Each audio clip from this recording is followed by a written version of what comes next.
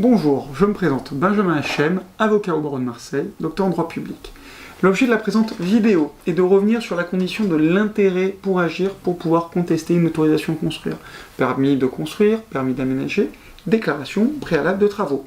En effet, cette condition est indispensable pour pouvoir contester devant le juge administratif une autorisation d'urbanisme. Cet intérêt pour agir est défini par l'article L600-1-2 du Code de l'urbanisme, qui nous dit que l'on a un intérêt pour agir quand les travaux sont de nature à affecter directement les conditions d'occupation, d'utilisation ou de jouissance du bien que vous occupez. Cette atteinte aux conditions de jouissance peut être une perte d'ensoleillement. Le projet, par sa hauteur, va faire que vous allez avoir moins de luminosité. Ça peut être également une perte d'une vue agréable, par exemple sur une forêt, sur un champ, sur la mer. Il y a également la perte de valeur vénale. Est-ce que ce projet de construction va faire que votre bien aura une valeur moindre? Enfin, ça peut être une perte d'intimité. Par exemple, le projet de construire va créer des ouvertures qui donneront des vues sur le futur occupant, sur votre parcelle, sur vos lieux de vie, sur votre jardin, sur votre maison. Tout cela permet de définir un intérêt pour agir. Cette condition d'intérêt pour agir doit être démontrée. C'est-à-dire que quand vous introduisez votre recours en annulation, vous devez faire un paragraphe justifiant de cet intérêt pour agir. Certes, la dernière jurisprudence du Conseil d'État, Bartholomei, du 13 avril 2016, institue une présomption d'intérêt pour agir pour les voisins immédiats du projet. Mais toujours dans le doute, je vous conseille vivement de développer cela à titre liminaire dans votre recours en annulation.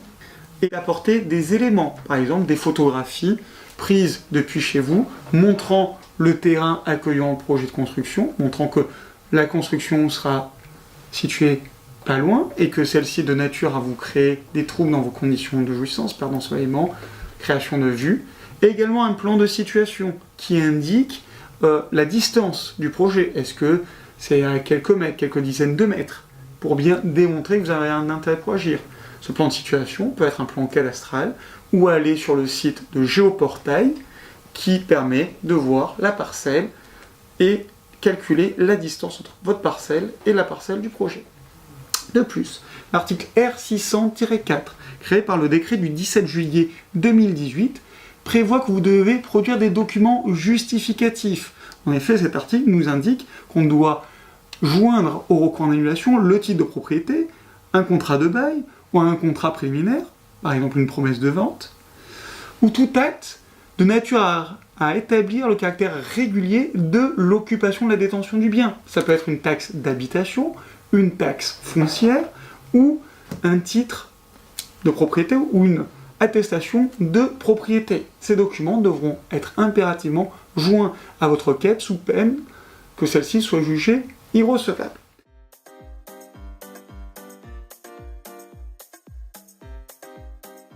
Avant d'introduire un recours en annulation, je vous invite à consulter un avocat pour bien être certain que tout est fait dans les règles telles que prévues par le Code de l'urbanisme. Les différents points que je viens d'évoquer sont plus amplement développés sur mon site internet où je reviens sur la notion d'intérêt pour agir. Je vous remercie et à bientôt.